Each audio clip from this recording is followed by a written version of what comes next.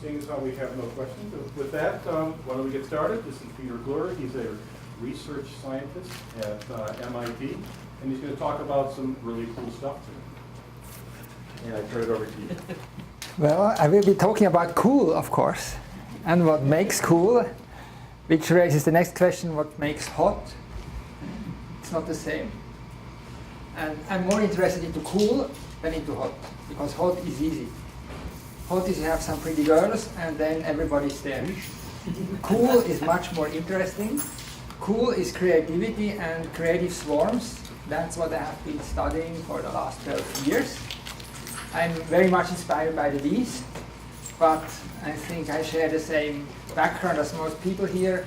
I came to MIT as postdoc in the networking group. So that was in the days of TCP/IP and all of those protocol developments. My boss was David Clark, which some of you might remember. He was head of the Internet Engineering Task Force at that time, but that was 1991, which tells you time is passing very quickly. Today, I study creative swarms on 3 levels, because since the days of TCP/IP we have Facebook, Twitter, and all of those things. So this is one level where we look at how people interact to be creative. Where I started 12 years ago is email, and I still think email is the most insightful for looking at interaction patterns. And the last one, and that's the group of doctors that you see at your right, is wearing sociometric badges, which is an invention of a group of doctoral students under the guidance of Simon Pendleton at the Media Lab, which measures face-to-face interaction. So it's always the same thing. I look at groups of people, from very small teams to millions of people and their interaction patterns, and I try to find the cool ones. Cool for me is collaboration and creativity, and you could also put it in other words, what are the patterns of particularly creative or innovative people? How is innovation happening? That's the big question I have been studying, and I developed a framework which I will present to you today called Swarmcreativity, where we find those very creative people. The finding of the cool people is the cool hunting, and helping them succeed is the cool farming. So this is the outline of the talk. Now let's come to the distinction between cool and hot, or crowds and swarms. And crowds is not the same. But crowds are stupid, and swarms, whether it's swarms of bees or swarms of humans, I make that distinction. It's that other people talk about crowd intelligence and they just mean one thing, but for me I have a very clear distinction. That's a stupid crowd. It's should I say Swiss, because I wasn't born in this country, as you might be able to tell from my accent. So there could be Swiss soccer hooligans, it could also be Dutch soccer hooligans, but this is very popular. After any soccer match, they do stupid things. That's a crowd. Those children here, with the one laptop per child, sharing goals and purpose, trying to learn something new, that's a swarm. And the difference is very simple. Crowds are motivated by external things. Here you see a group of people chasing money that is falling out of the window, and that's what drives them. Money, power, and glory. And the swarms are intrinsically motivated out of what they are doing. This here is a group of surgeons doing the first face transplant. Now, doctors are, of course, they also like money, power, glory, but one hopes that they are doing what they are doing because they like or love what they are doing.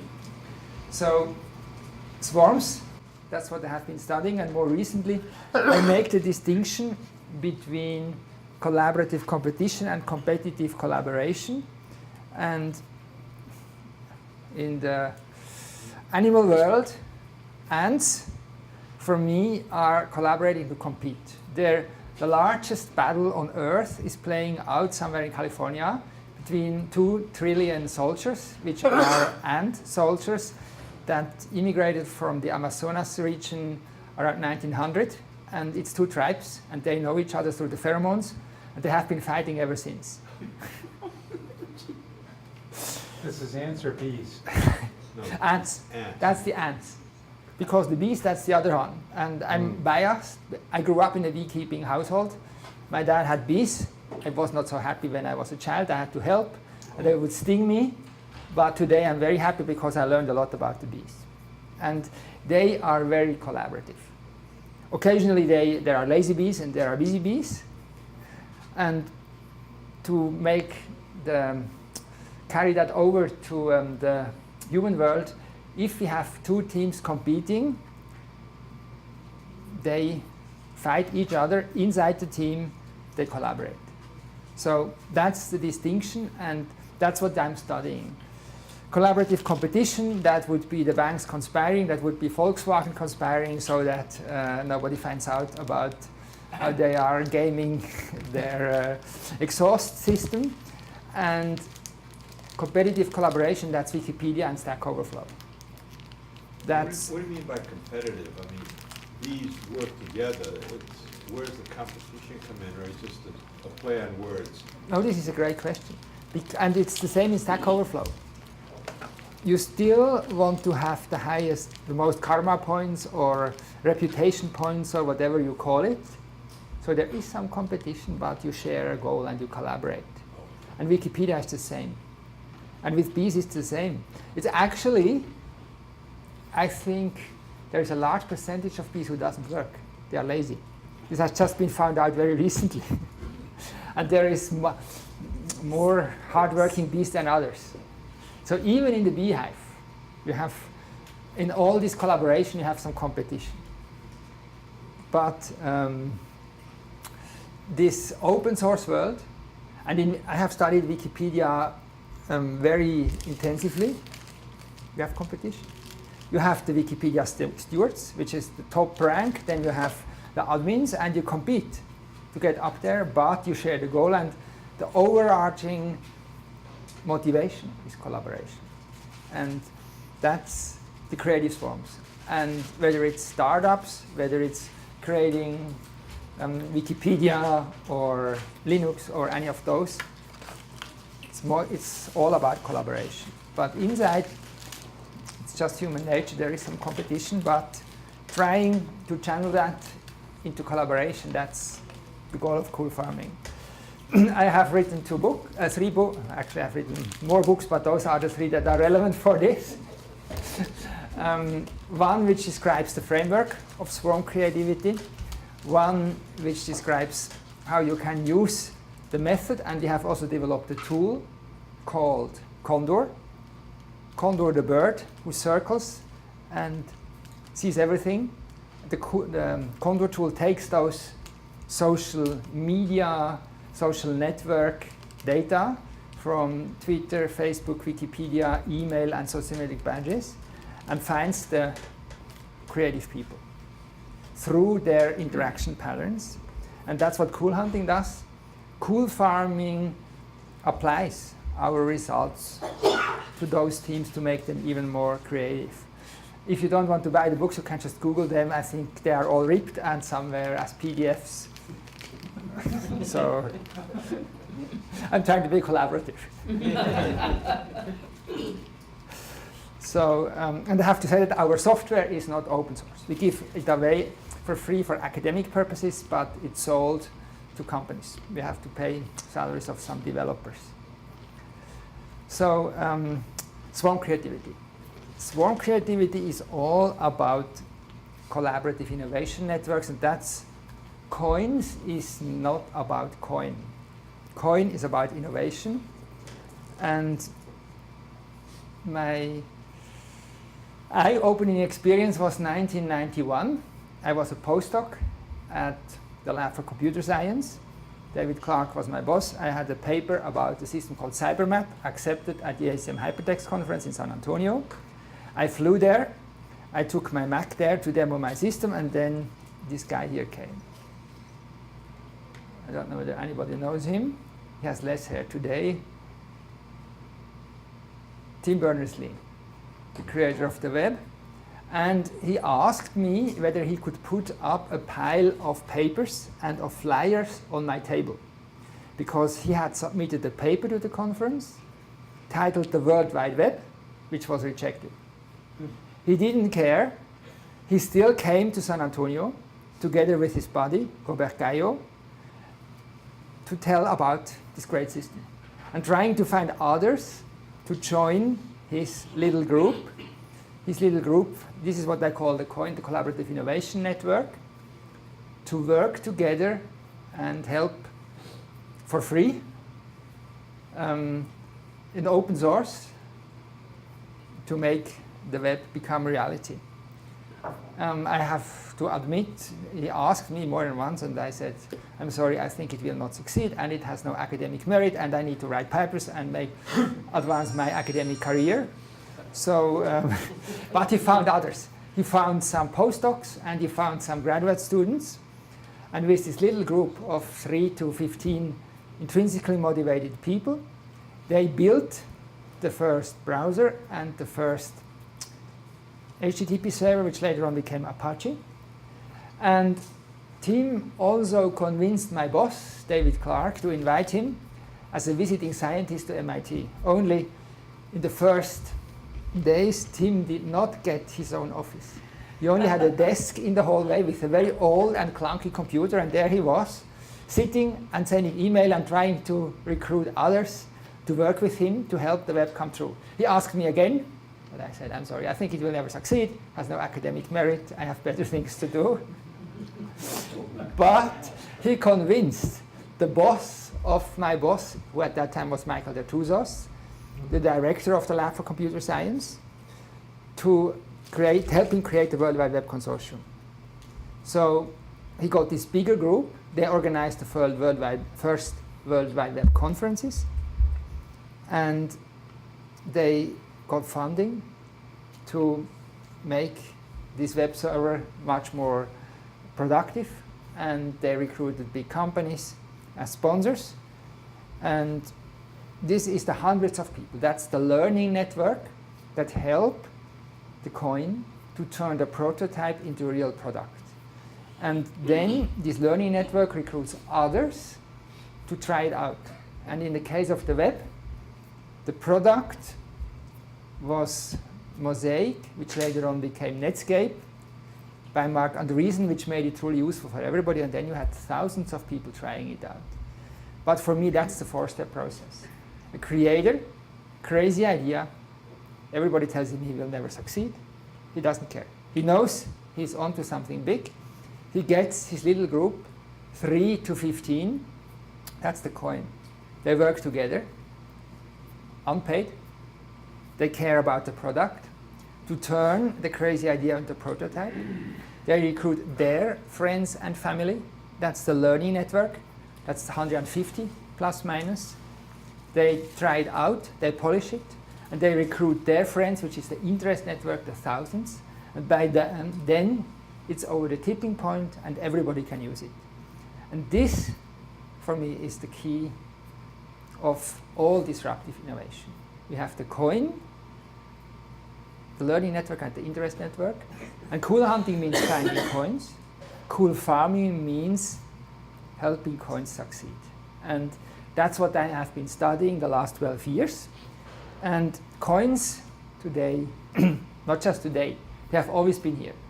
One of my favorite examples is Ben Franklin, who creating firefighters, creating a postal service, creating town libraries, all coins. So coins is nothing new. But the internet makes them super fast and super flexible, and they will spread out over the internet or the web very quickly. The internet, IETF, that's also the creation of coins. Those groups, where David Clark was leading one, they are a great example. The web is one. Linux is a great example. Linux is even more amazing. Tim Berners-Lee, he got some money to fly from Geneva. He was working at CERN. This was actually the reason why he came to me, because my Swiss accent was much stronger at that time. So we could figure out I was from Switzerland, and he came from a Swiss institution. So one Swiss helps another Swiss, of course, even if he's British, but we had our Swiss common base. Linux in Finland, Linus Torvalds, he had no money. But he just sent out this email, I created a little system. It's nothing special. Feel free to take it, but please, if you make any changes or additions, send them back to me for sharing. Sharing with the rest of the world, and that sharing is the key. Sharing means if you have those crazy ideas, the less money you have, the more you have to share. Wikipedia, Stack Overflow, Lego Mindstorm, I'm sure some of you are very familiar with that. That's another great story, another invention of the Media Lab, which commercial product hacked in the first week.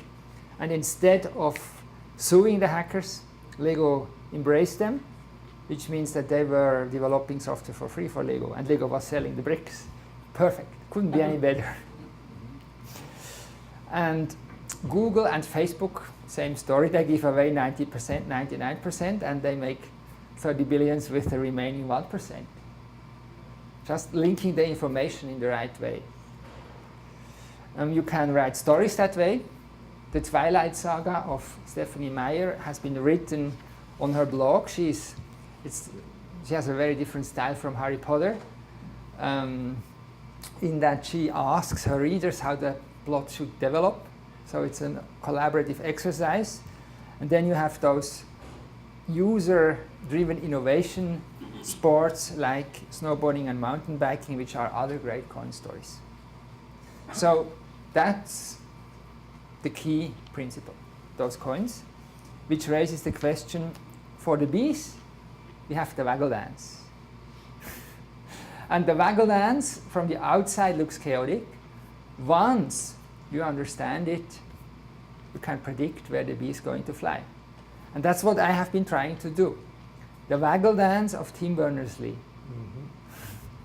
And where he's going to fly. And Linux. And Google. And so on. My motivation when I started this in 2002, I'm a big fan of Isaac Asimov and psychohistory. So I'm nowhere, of course, 1,000 years into the future, one day in the future sometimes. And then I lose money. Because you can use this thing to try to predict stock movements for day trading.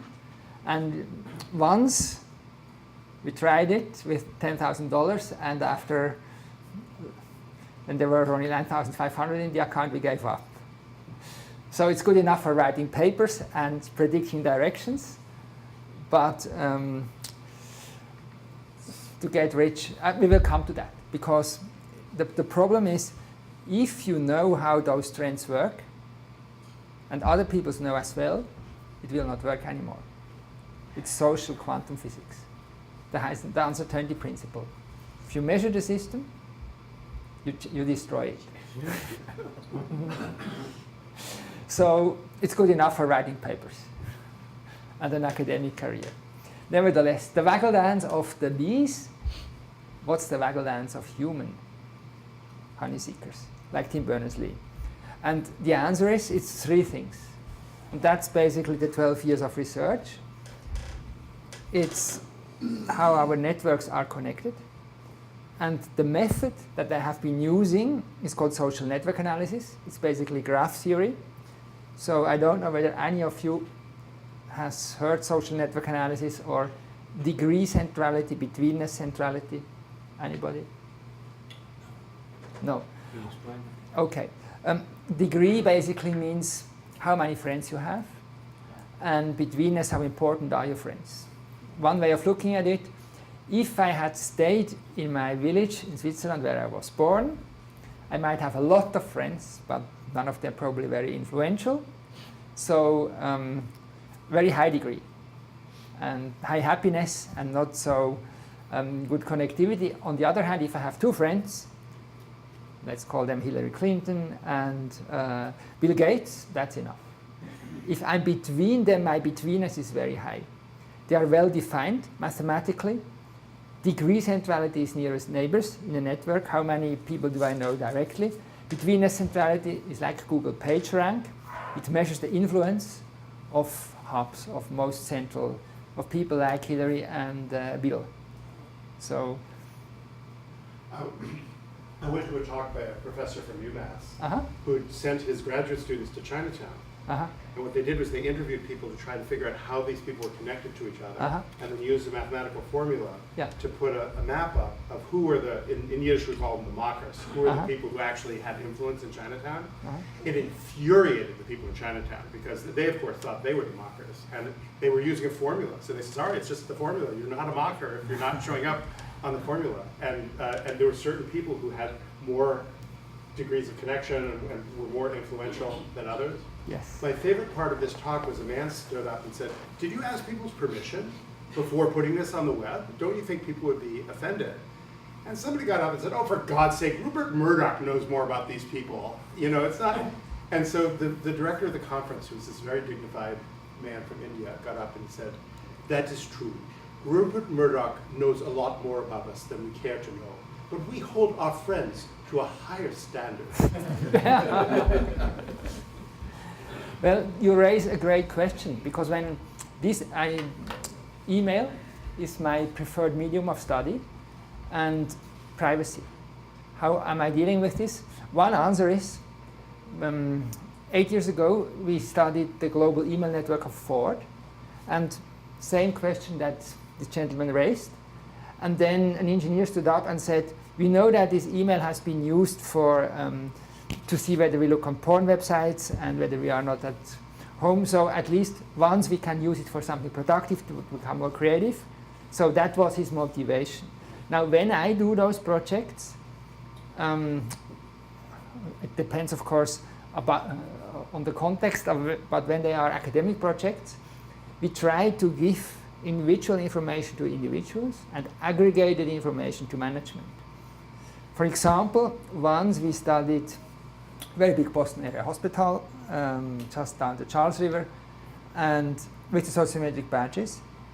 It's called the PACU, Post Anesthesia Care Unit.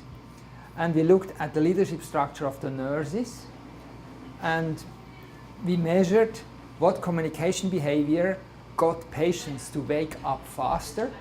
And we found that doctors are quite useless. They don't help much in waking up patients fast. It's senior nurses. And we gave each nurse a sealed envelope where she saw her network position and how well she was doing. And the ones whom we identified as leaders, they were extremely happy, and they used this for bargaining, and the others, they could use it to improve themselves or they could destroy it. That was their choice. But in the end, we had none of the reaction of your gentlemen, but they really loved this, and they wanted more of it. So with that approach, and the management was very happy too, because they got the main insights that it was the senior nurses, and that it was, because you never know, is it autonomous teams or is it centrally led teams? In this case, it was centralized teams that would get the patients to wake up the fastest. So, and we found some other details. In the case of Tim, it was another thing which helped. He chose to be a little fish in a big pond over being a big fish in a little pond when he left CERN behind. And that allowed him to embed himself into this network of important, or in the language of social network analysis, high betweenness people. It wasn't Hillary and Bill, although I think now it's easy for Tim to reach Bill if he really wants. But at that time it was Michael Dertouzos, it was David Clark, meaning it was all the right people in the internet area to actually build the system. So connectivity, network structure, that's number one. Speed of interaction is number two. And again, Tim was my big surprise, because in 1992, when you got an email, first that was a very rare happening, and then you were very pleased, and then it took about a week to answer. Tim took 2 minutes already then. He was very responsive. And speed of response, we have found, is a very reliable predictor. And you can think about this: if Peter sends an email to Bill Gates, nobody cares. If Bill Gates answers my email 2 minutes later, I must be Barack Obama. I must be very important. So the speed with whom I respond, I call that passion. And the speed with whom others respond to me, I call that respect. They are great predictors of who you are. And they are also great predictors of creative teams. And the third is content. And it's not just sharing of ideas, but it's also sharing of language. Because right now, I speak English with a slight Swiss accent. We are all have a networking background, so I can assume that we know a certain context. But just look at the web. Web used to be a spider web. Now when I say web, we mean something else. Browsing, surfing, it's new meaning of words. It's new abbreviations like HTML, HTTP, Apache, and so on. So measuring how much the vocabulary of a group deviates from a standard distribution of words, that's the third dimension of creativity. And if Peter sends an email with some words, then Steve picks it up and passes it on very quickly, that makes me influential. So the more of my words are picked up by others and spread, the more influential I am. So those are the three metrics: network structure, network speed, and sharing. Can I have a question? Sure, of course. At the beginning, you mentioned that this is all based on graph theory. Yes. And in graph theory, you define like a certain set of vertices and edges, Yes. and then you can assign weight Uh-huh. to the edges. So how you convert this to that? I mean, the vertices are people, and the edges are Emails exchanged, retweets, Facebook friendship links, blog links, or with the sociometric badges when we look at each other. So you would wear a badge, I would wear a badge, one of those things. And it has infrared sensors, and the more we face each other, the closer we are. The more our energy levels are in sync, meaning the standard deviation of energy levels, the stronger the edge. And so the weight is the number of emails, or it's small standard deviation in energy levels through the accelerometer. It's a lot of turn taking. It's bad when I speak, but now we are taking turns, so our edge will get stronger. But the easiest is for email. If I shoot you 10 emails, that's 10 times higher weight than just one. Is there some type of optimization involved in this? I mean, sometimes, like in this case, we have the graph and stuff, and I want to minimize or maximize an objective function. Yes, well, there is a lot of optimization. I will show my graph pattern in a minute, which is this coin-like pattern where you have a clique, a fully connected little group, 3 to 15, and that's the coin. Then you have N-cores, K-plexes, I don't know. I mean, those are things that are almost cliques, but a few edges are missing. And that would be the learning network. And then you have outside just single connections to the core. That would be the interest network. So, and then you don't just look at that statically, but you look how it develops over time.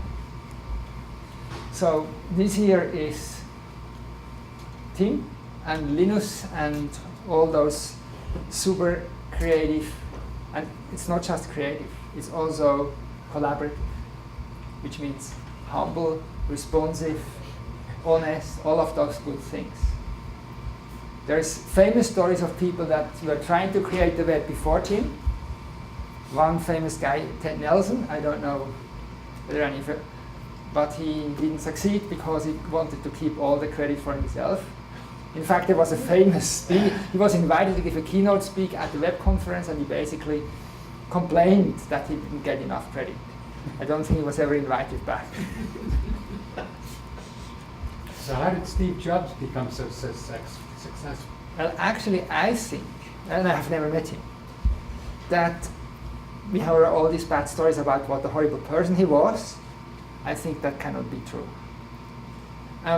What I have seen with very smart and very successful people, they are not patient. And they have somebody who is not as smart as they are, and most people aren't. They are very abrasive. And now, I don't think that's a good thing, but if you want to change the world, I have not heard that Elon Musk is known for being a nice person. I'm sorry, who? Elon Musk. Oh, Elon Musk. Very similar to Steve Jobs. Probably an IQ of 200 and patience of 0, minus 0. Minus 0. Minus. So those networks, those are not so creative because you have one guy in the center. And those networks, and these are two real networks from a German bank, where a group of marketing employees was wearing the badges, and we were measuring for 1 month their interaction. So it meant the more they are facing each other, the stronger the weight of the agent. I find myself wanting to follow up on Teresa's question and your response. I'm wondering about the role that the personality plays in this. It does seem like you have some ideals for people a little bit, and what makes a person effective in the situation. Yes. I think I share that with you. I think that my feeling is that in many ways Steve Jobs was not a success. And I feel the same way about Bill Gates. Most of us here complain bitterly about what these two companies have done in our industry. Some of it's been really negative. And I think some of that's come out of some of the bad traits of these folks. And I think that maybe one of the things that your research can help is to help strengthen the hand of people who might oppose some of the really bad traits that these people have woven into their companies and into the way they are in the world. Yes. I'm not daring to give any orders to Elon Musk and so on. But what I can say here is what I have found, what works for Wikipedia, for Linux, for the web, and so on. And it's a very different personality. Mm-hmm. And in one simple word or one simple sentence, it's don't be a star, be a galaxy. So Donald Trump is the star, and Linus Torvalds is the galaxy. And those are real email networks. They don't look like that anymore today. Those were student networks in 2005. So one is a star student and the other is a galaxy student. And today they would be much more dense, or they would be non-existing because students don't use email anymore. They use WhatsApp and Facebook Messenger and all of those things. What's the difference between these two is that are the ones on the top like a couple of really powerful people who are the center of things, and the No, galaxy? this is the owner of the mailbox. Yeah. And he sends to people, but he does not. It's called closing the triad, which means if I know you, I will introduce you to. So that we have a real triangle. And that's good.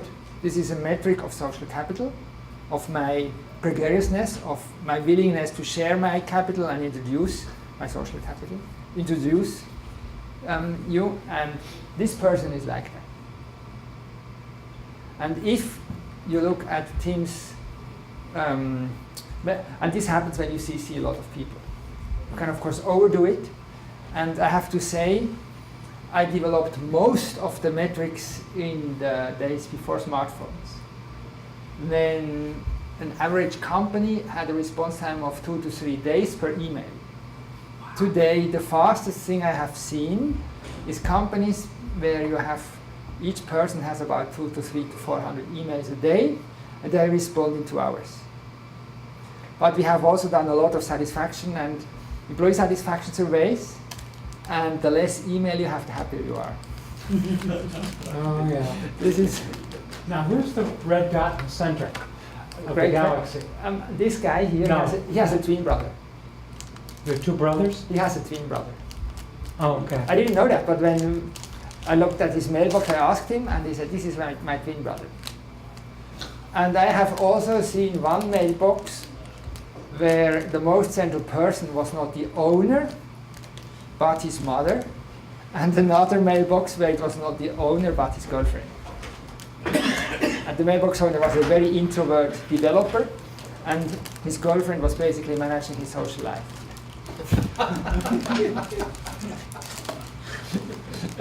So sometimes you get very interesting surprises. Yeah.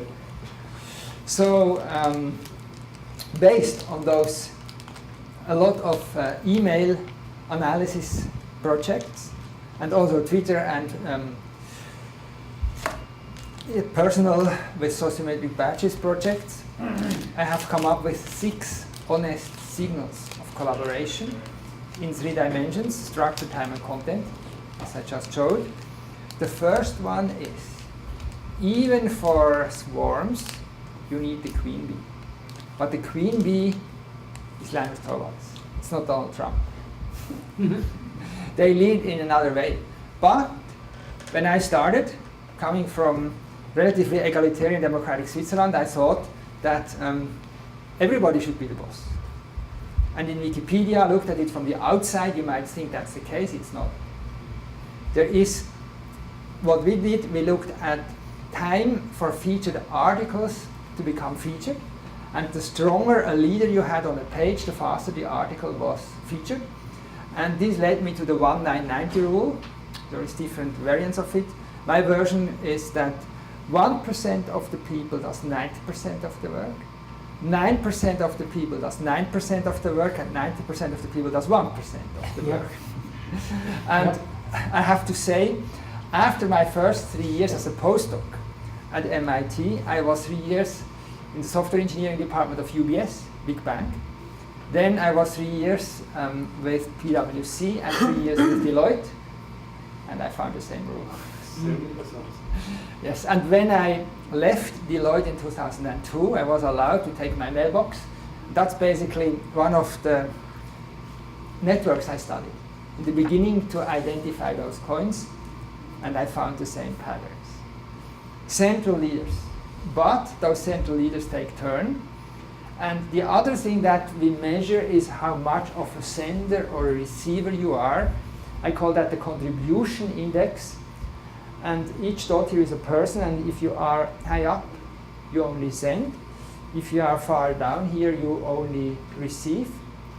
If you are here, you send less. So this here is total number of messages. So this is the most active person, and he sends the most. This is Tim Berners-Lee in the early days of the World Wide Web Consortium. And this person here is a bottleneck. He gets a lot of messages and almost never responds. This person here sends and doesn't get many responses. So you can either call them communicator, or you can say they are not important. This person here gets emails, but this is the 0 line, and this means well balanced. This means they send less than they receive, so they are impolite. Or you could call them knowledge experts. I have seen that pattern a lot with developers which are a little bit introverted. But just looking at such a picture will tell you how creative a community is, because there everybody should have an even share of the work. And if it's totally scattered, then it's probably not a creative community. If they are close together, balanced contribution, that's the next indicator. The next one is leadership. In the Linus Torvalds way, is rotating leadership. So here we measure how central everybody is over time, and if they are taking turns, just like in the waggle dance, that's a great team. When Tim started the web, it was not just him, it was Robert Caillot, and they are taking turns.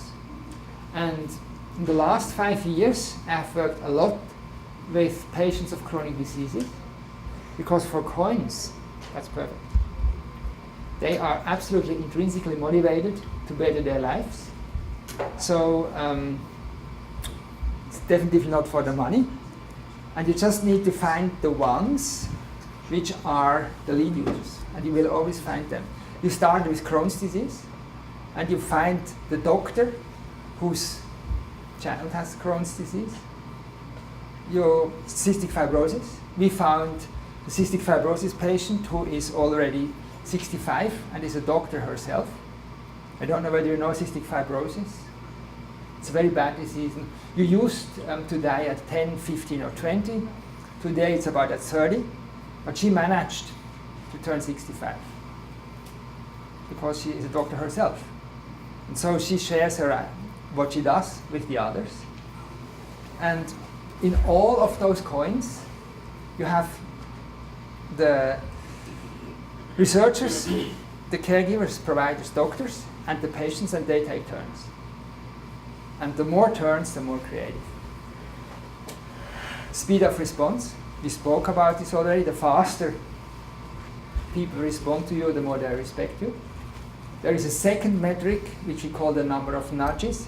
How many times do I have to ping you until you ping me back? If it's ping pong, ping pong, ping pong, that's the best. And then we have the content. I call that honest sentiment, which of course is a little bit, I'm just using that name because it conveys the right message. What it really is positivity and negativity at the same time. Because what we found, we studied the email analysis, email archive of 60,000 people outsourcing organization, and we looked at the satisfaction of their customers.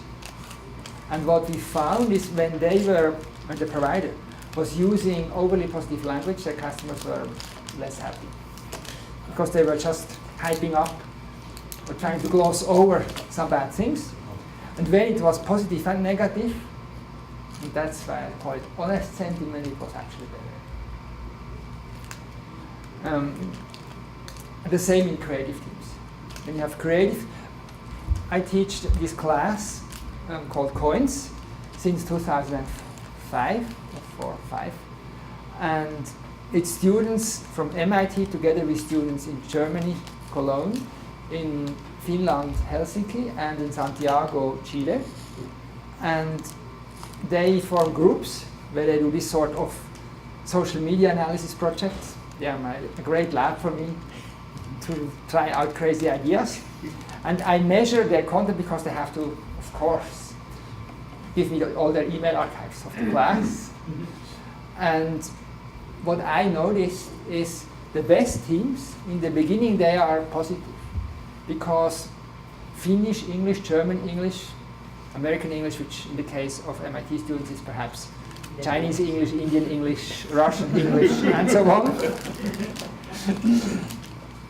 There is no place for cynical comments and little jokes because they get lost. So just be nice in the beginning, and once you know each other, be honest. So what you see, it goes down a little bit, and that's the sign I found of well-working teams. And the last one is develop your own context, your own words, and measure the influence. So that's the 6 honest signals that our software identifies, that we are looking for, and that helps us to do the cool hunting. So cool hunting is nothing new. Predicting the future.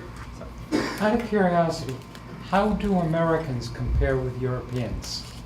Since Europeans tend to get the concept of collaboration, helping each other, to even a certain view of socialism being a positive, versus Americans that don't tread on me, I'm an island, I don't need anybody. You know, I can do what I want, and I don't, you know, teams, I don't need anybody. Well, I think you are too strict, too harsh with the Americans.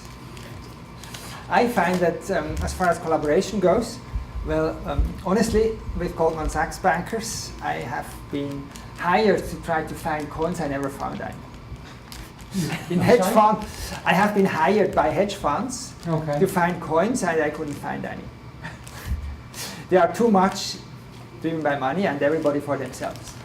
It's all about collaborative competition. They collaborate, they even conspire is perhaps the better word, to compete. So finding coins in there where everybody communicates with everybody, that clique structure, it's very hard to find. But when I talk with engineers, When I talk with developers, I find a lot of coins. So I think we are too strict with the Americans. So predicting the future, in the old days you had two options. When Julius Caesar wanted to know how his battle would end, and he always wanted to do that, the Romans were very big in predicting the future, they would have two options, inside and outside. Inside means killing a chicken, outside means looking for the stars. Today we also have two options. Outside means reading Twitter, inside means reading sociometric badges. This is Javier in Chile, and he's wearing a badge. This is a band of jazz musicians, and we measured satisfaction of their customers by just looking at the strength of the applause, because the badge has a microphone. And this is how we found about that you can swing in sync, and the more you swing, the more you are in group flow. I verified that with students, but I also saw that when they were, it's basically the mirror neurons, when they were starting to not in sync, moving, the body language started mirroring each other, they were much happier. For the musicians, it was the same. So the claim, and this is of course a very bold claim, I have no clue how far we will go, is social forecasting, making the invisible hand, the famous invisible hand visible, perhaps. So the projects that we have done in this context, for example, we looked at software startups in Israel and how they communicated. So that was in 1998, when Onit Raz was asking 100 entrepreneurs of startups, with whom of your 99 competitors are you speaking? And 5 years later, we looked which of those companies was still around. So in a sense, we could look 5 years into the future. I mean, this is of course cheating because you look into the past. But this is how you always do this. But the amazing thing is that the way how those entrepreneurs communicated in 1998 predicted whether they were still around 2005. And the first thing we found, the more willing the entrepreneurs had been to answer the question of Ornit, taking the time out of their busy CEO lives, the higher the chance to still be around. It's good to do crazy non-productive things and talk to academics. I love to tell that story when we are looking for sponsors. And the second thing, the more central they were, the higher their chance of survival. So we replicated that project with LinkedIn, and there it was the opposite. Well, entrepreneurs are much more dense in LinkedIn than non-entrepreneurs. That's for sure, because they know the value of networking. But the entrepreneurs with the highest numbers of friends were the least successful. Because you have no time for your business anymore. And another thing, the more venture capital links they had, the less successful they were. Links to venture capitalists is, if you chase them on LinkedIn, that doesn't help, because there is a few things where LinkedIn is good for. One is if you are a headhunter, then it's perfect. If you want to advertise yourself and be found. But for startup entrepreneurs, social capital, that's not LinkedIn. That's when you sit here, when you look into each other's eyes, and when you talk face to face. People on LinkedIn with 5,000 connections are not particularly successful? Well, probably if you're an outlier, but LinkedIn doesn't tell you anymore whether you have 501 or 5,000. It used to, but not anymore. So if you are 5,000, most likely you work for Manpower or any of those headhunting agencies, and then it helps you. We did projects with Manpower, and you are more successful if you have more as a headhunter. So the person with 5,000 probably is more successful than the one with 3,000. They had to share their networks, which they hated, with us. We didn't do anything, we just looked at the structure, because we wanted to see what type of network was the most successful, and but this is a very narrow application. We also looked at Boston biotech startups. We asked 300, it was the Boston biotech cluster, but not all of the companies were answering our online survey at a random day per week: with whom of your peers do you communicate? And we repeated that for an entire year, but only for the R&D departments. We were interested into R&D communication, and we found two things. A, if you are within a 3-mile circle of the axis MIT Harvard in the middle, you communicate exponentially more. But there is no correlation with success. The correlation with success is if you are in the center of the communication network. Those are two separate things. If you are central in the network, our metric was number of patent applications. You have many more patent applications. And there is a chance that when you are close geographically, that you communicate more. But there were two other groups. There was the group of companies that was close, but and they might have spoken more, but they didn't have many patents. So the sheer fact of communicating does not make you successful. It's the network position. If you have high betweenness or degree, and that does not depend on where you are. It's easier to build it.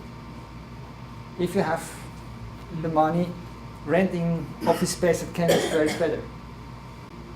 But if you have no money, just go and hang out and build the relationships, and then you can go to Waltham or Worcester or New Hampshire or Maine or wherever you like.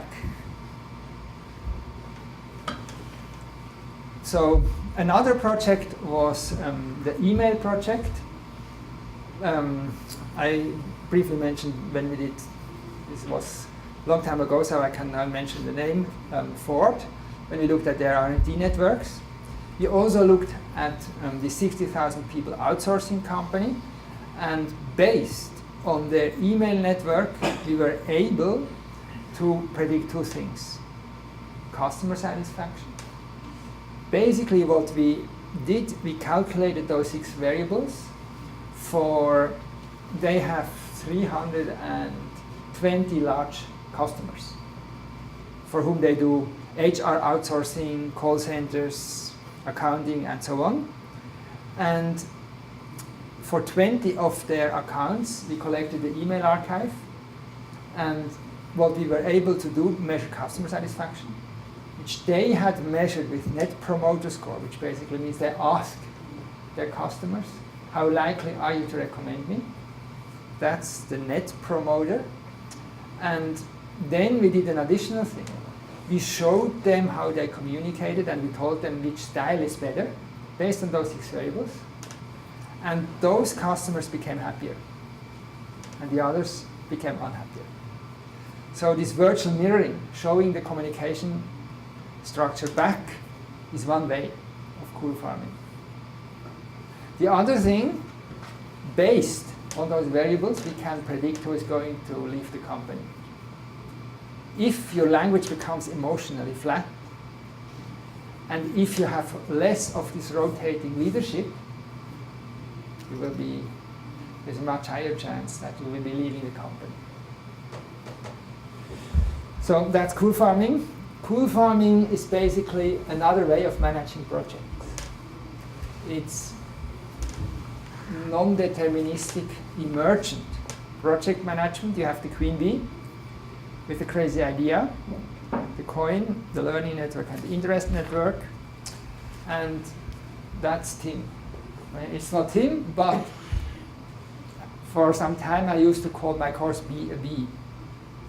You have to immerse yourself into the swarm and you will get stung. You have to take some risks, but if you are very passionate, you take those risks. Let's see. The next one is the rotating leaders. Just like with the honeybees, I could tell you the story about rotating leaders because there are. It's not the queen, but it's the ones that look for the new hive. That's the key. That's the difference between Ted Nelson and Tim Berners-Lee. And I don't know about Steve Jobs, and there is a team there. It's just they are not as exemplary, as nice people as they could be. The learning network, that's the waggle dance. Waggle dance means touching other people directly.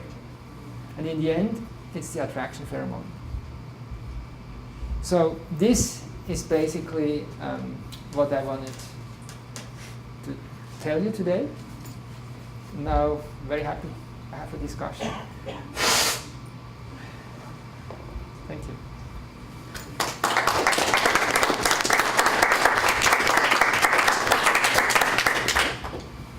I'm really struck by this way of looking at relationships. It's intriguing, and the large numbers of it I think are really neat.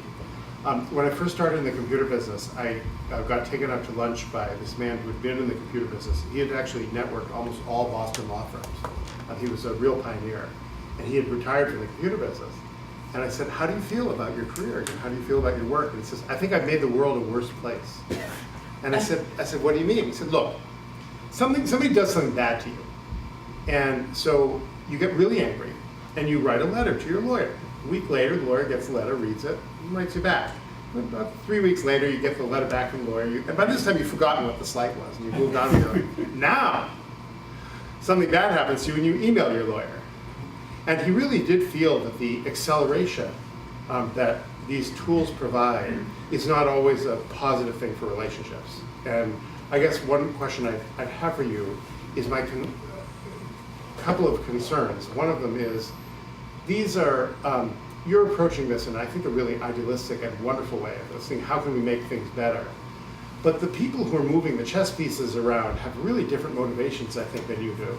That's true. And they're using these tools. I think of LinkedIn, which is a very manipulative company. They're very devious in using our desire to be networked with each other to market to us in very devious and clever ways.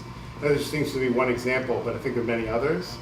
And so I guess one of my questions for you is, how can we as a community use these tools in a genuinely positive way that will really make the world a better place and not make things worse? Well, you can use them on different levels. The first one is not use the tools at all, but just apply those principles in your own dealings with others. I tend to tell my students about lovable fools and competent jerks. Say again? Lovable fools and competent jerks, which is a classic paper written by a Harvard Business School professor, where he splits humanity into 4 categories. It's like the magic quadrant of Gardner. Mm-hmm. On the one axis, you have the jerks and the lovables, nice and nasty.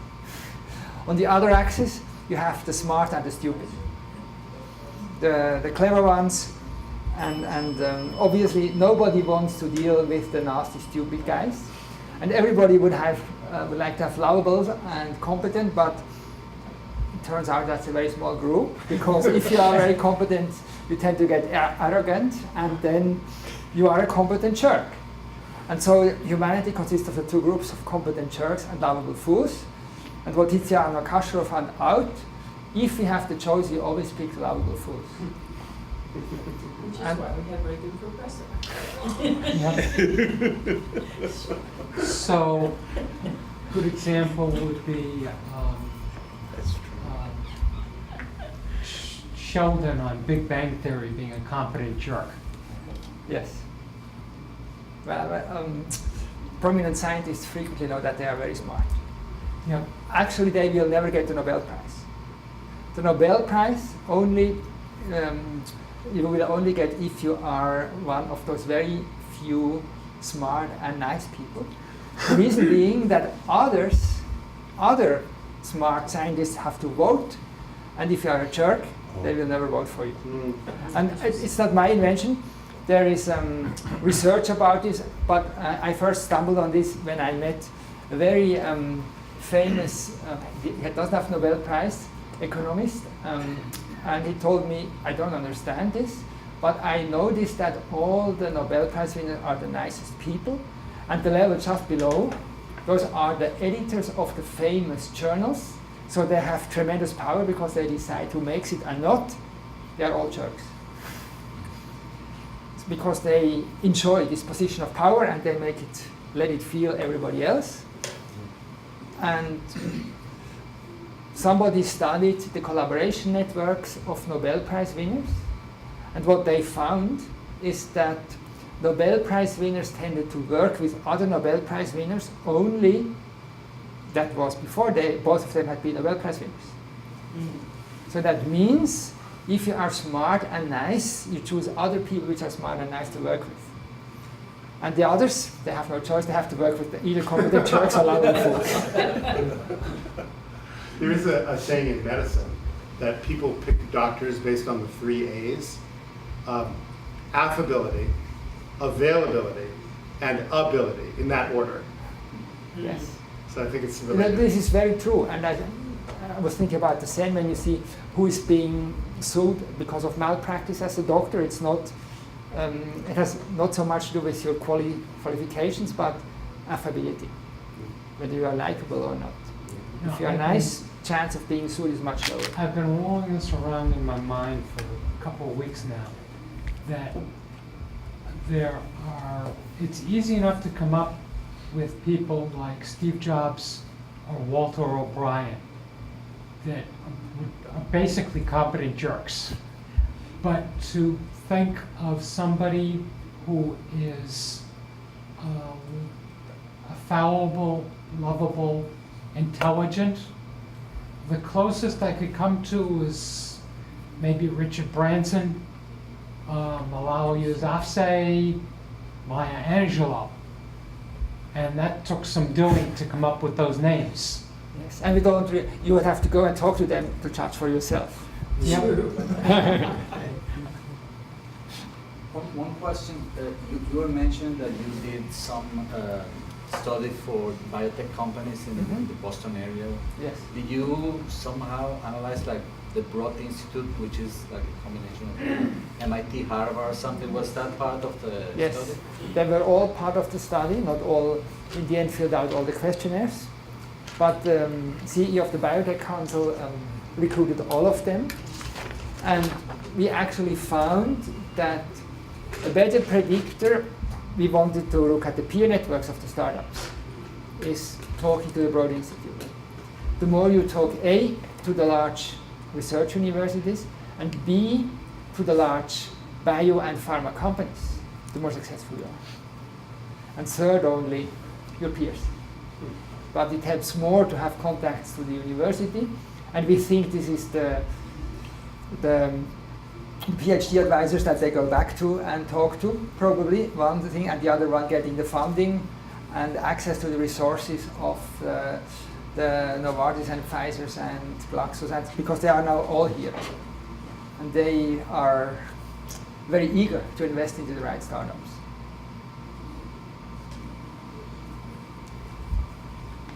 You do the study, but I don't think that homogeneous type of solution that works for all. I mean, there must be, based on certain different industries, there must be patterns. You say, well, if you're in this type of industry, these seem to be the most effective, and the other, because as you mentioned, Yes. if you're in a research type team, you might want to do that. Yes. If you're in a public relations or advertising, it might be something different. In engineering or Yes. architects or whatever.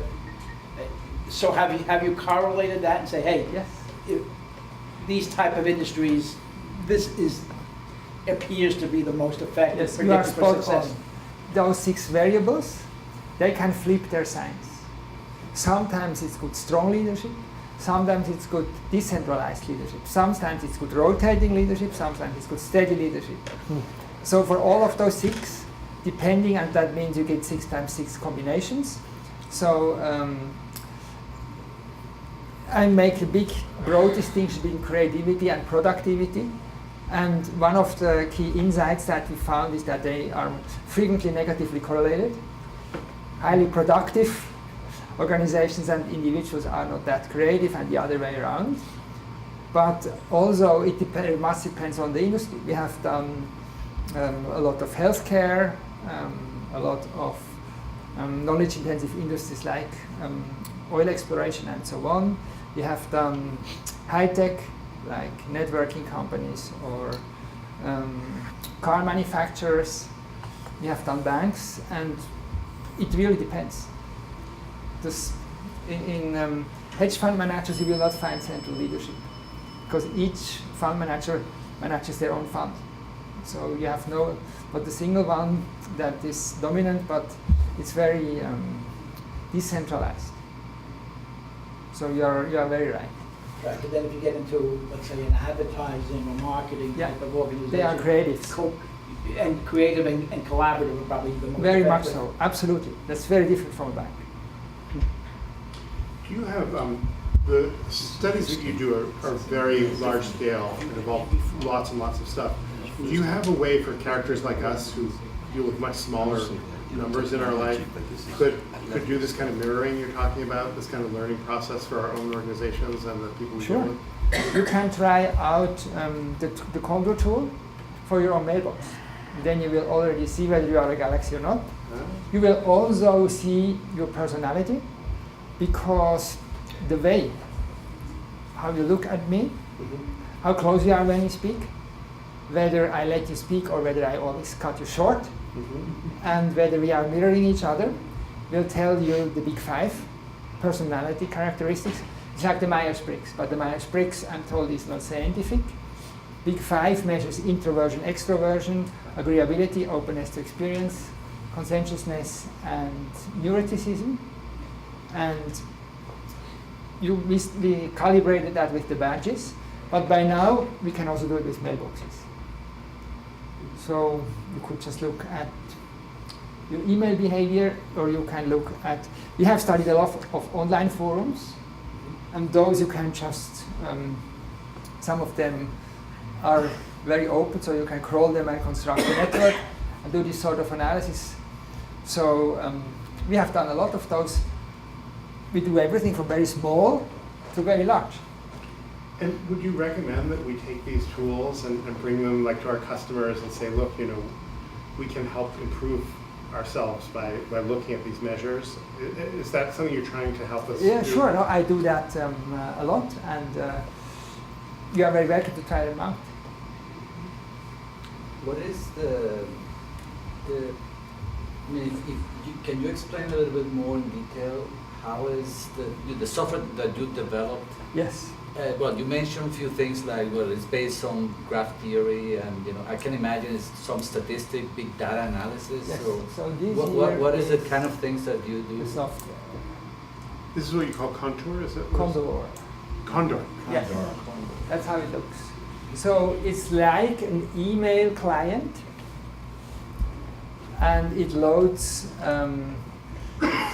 Exchange automatically, or IMAP, or POP, or you can load CSV, or you can load Twitter directly through the API. You can load Google directly through the API too. It's called the CSC API.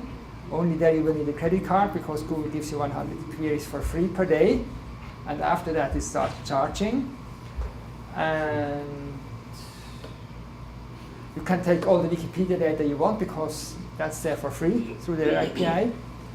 And then you can construct the central leadership. This is the degree between us, the actors. You can measure the sentiment, complexity, positivity, negativity over time. You can measure contribution index, how much sending, receiving.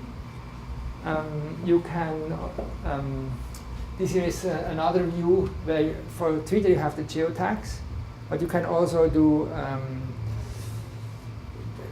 geomapping lookup from the geotags. But just if you have addresses in the text, you can do adjacency matrices, and in the end, you can, if you want, when I do complex forecasting projects, then I export that to statistics tools, R, SPSS, and so on, and we do some statistic analysis.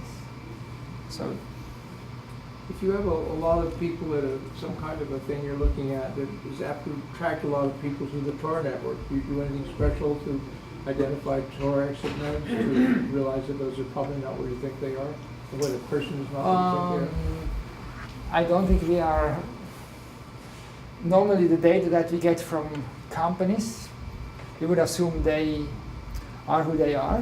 When we get Twitter data, it's if BMW wants to market a new car and they want to find the most influential users, I don't think those are hiding themselves. So we are not really in the Tor, whatever, unveiling business. Can you show us some analysis? Can you do a... You would like to see how Condor looks? Yeah. Then I do that.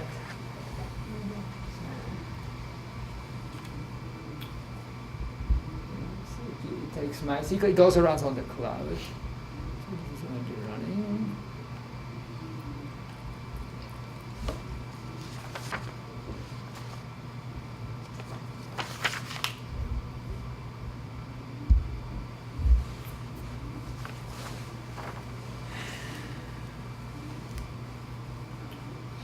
So here I can just open an existing analysis.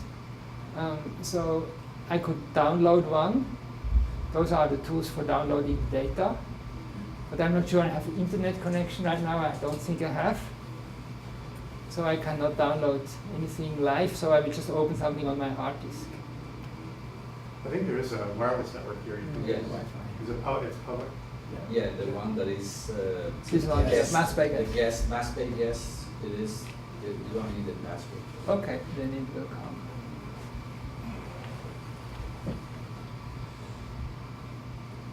So, but this I can show because this is Cacerolazo.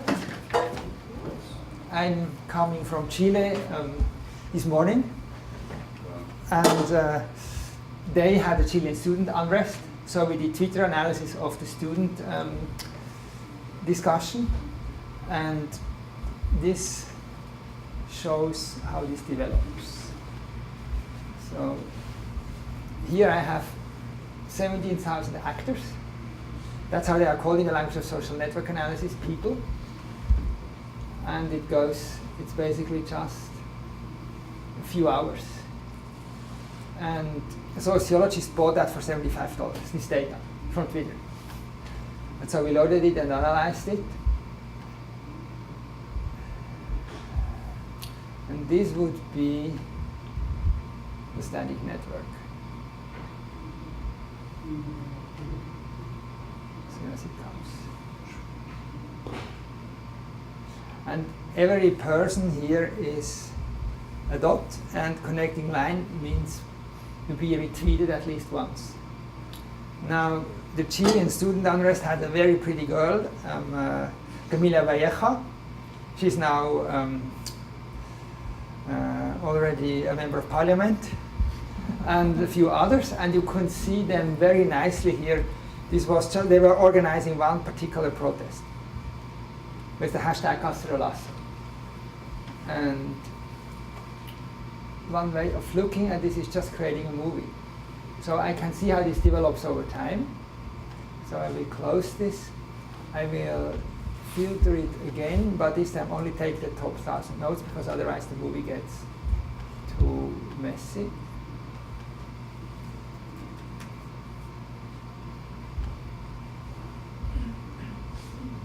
And it filters it by number of retweets. And you see Camila Vallejo comes out. Although she didn't start Cacerolazo. Cacerolazo was started by another girl. And now I just say click dynamic view. And I was within hours. It's only a few hours. And now I can play it. And you see how it develops and builds up. And zoom in. So what did this Chilean student do that he was arrested? Camila Valleja, I think she was arrested a few times, but she also was featured by People magazine. And it was forced, they wanted basically the European model and not the American model of universities. Chilean is very unequal distribution of income, so if you can't pay, you have no chance to go to the university. It starts at kindergarten. And so that was their goal. And Michelle Bachelet, who is the president, was very supportive of that. But during the unrest there was the other guy who was in charge, and so it was a lot of fighting between students and police. What is, when you say it's measuring tweets, how does it, what does that mean? I don't know much about Twitter. What does that mean? Well, here I can click on it, and then I see what the tweet is about. But I can also calculate, and so here we see the persons. But now when I say annotate by betweenness, or I can take any of those metrics, but I take the easiest. Betweenness, and now I put size by betweenness, then I would know who's the most central person. And this is probably Camila Vallejo. Yes, she is. And how does that manifest itself on Twitter? That more people are quoting her? Is that what it is? Retweeting it? Here is the retweet network, but I also can look at the number of followers, but not in this data set because this was bought from Twitter. So, but when we collect it directly, we know all of those things. And Twitter would also give it to it, but here it was just thrown away for this analysis. But you can at the same time do a content analysis, and Condor does English, Spanish, German, French, Italian, and Portuguese. So we can look at how positive it is. I have to say what edge property is the text. That's how it's called. Now this is being calculated. And now we can look at how the sentiment over time develops, the complexity and emotionality. Or we can also look at what they are saying. And if I had not just this simple tweet, I could also have the geotags, and then you would see where people tweeted about Castrolazo. Although I think in this example, it's only Santiago, because it was a local Santiago demo that was organized. If I want to know how positive or negative, I click, and then I see those 62 are positive, 178 neutral, and 66 negative. This is done with machine learning. So you train the system with 1 billion tweets, and we take positive and negative smileys. All the positive smileys, it will extract a bag of words of positive words and one of negative words, and then that's being used for its classification. If you want better classification, you pay some students and you get some gold benchmark, and then you measure the quality of the system. What we know, we get about 80% accuracy with our system.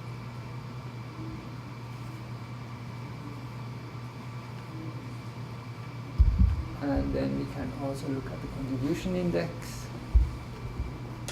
and that would tell me how much of a sender or receiver somebody is. Active scatter plot. So I would say total messages against any of those. Contribution index. So this is Emilia Vallejo.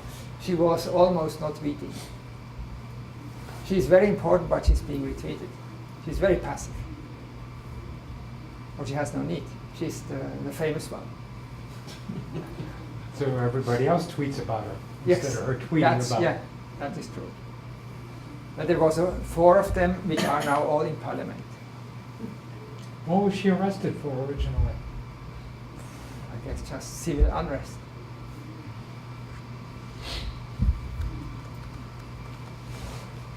So this is a quick analysis, but I could also do my mailbox. So I can just switch database, and I can look at my course. So here is my current course. The most recent one is this one. And I look at open data set.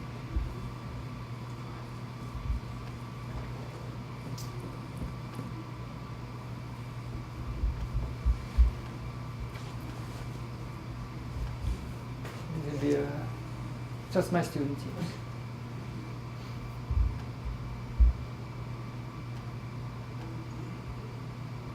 So that's probably me, and the other is my students, and I can look at them, and I will see the different teams. And I can measure their influence, their rotating leadership, all of those 6 variables. And the students are exposed to that all the time. And I'm doing the virtual mirroring so that they become better at communicating. But they are quite good already. So now I could look at, for example, the oscillation, which will tell me how creative they are.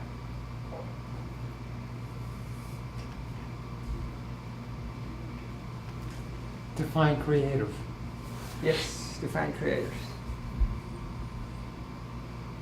Or I could look at the responsiveness to find the passionate ones. It's called the turn taking. And now I could just say size by how responsive, but low would be better here. So the size is misleading. So here this is a better representation. And I look at actor scatter plot, and I plot. Well, I would have to calculate all the messages first.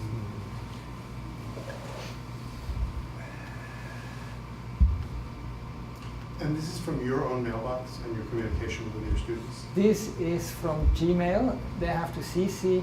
I could also take my own mailbox. It would look almost the same. But to be very neutral, they have to CC all their team communications to dummy mailbox. And that's how I collect it. But it's very easy.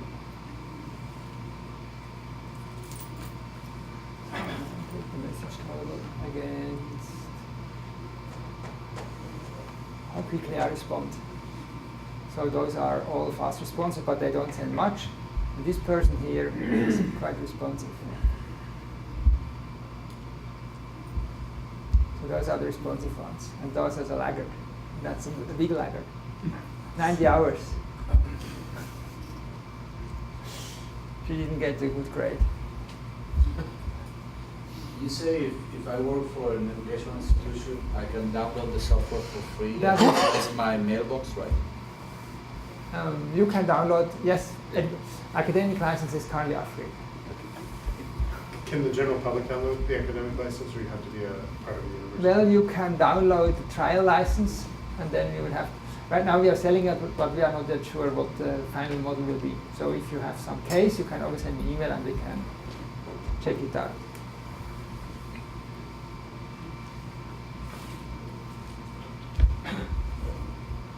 And now our model is we sell that to a few big companies, and we do mostly a consulting around doing this type of big analysis for large organizations. And right now we are trying to see how we can turn this into more of a mass product. It might be a good idea to release it to characters like us to play with. Yes. Because we might be able to connect to kind of in the spirit of what you're talking about. Yes. No, that's what I'm thinking. Because I'm thinking that this could be a really positive tool for good. Like we could use it in working with organizations. One of the challenges that we have when working with customers is to try to help them make changes that make their organizations better. And people often say, how can you know, why do you think this will work? And if you have a little bit of an objective metric, you have a little bit of it's less about you and your own point of view, and you have something to well, you know, look at this. You know, this works well with other organizations. You might want to try it. People can often take it's sort of like people respond to their blood pressure measure because it's a measure. So I think that might be really useful. If you're analyzing the mailbox for a person, what would be like a good sample size for in terms of number of emails that you would need to get like a good, what is a good sample? Well, the upper limit really just depends on your hardware. If you have a cloud, then you have terabytes and you have 1 million actives, and we can do that. But this is because the customer pays us to rent Amazon Cloud, and then it scales. If you want to run it here, it will work well with 100,000, 200,000 actors, which basically means if you have a big company with 60,000 employees, you will not have 60,000 actors, you will have 5 million or 10 million because all their outside communication is also there. And then either you do some pre-processing in the cloud, or you know very well in MySQL what you are doing, then you can also cut it down, or you have a very fast cloud computer. We have done analysis of some nationwide projects. 2 big projects I'm working with right now. One is called Infant Mortality Coin, the other one is Home Visiting Coin. It's across all the states. The health departments trying to address inequalities in infant mortality, and there is a few hundred participants, which gives a few thousand actors. That's each dot here is called an actor in the language of social network analysis, and a few million emails. That's the computer can handle. Well, thank you very much, Peter. Very nice. Very good.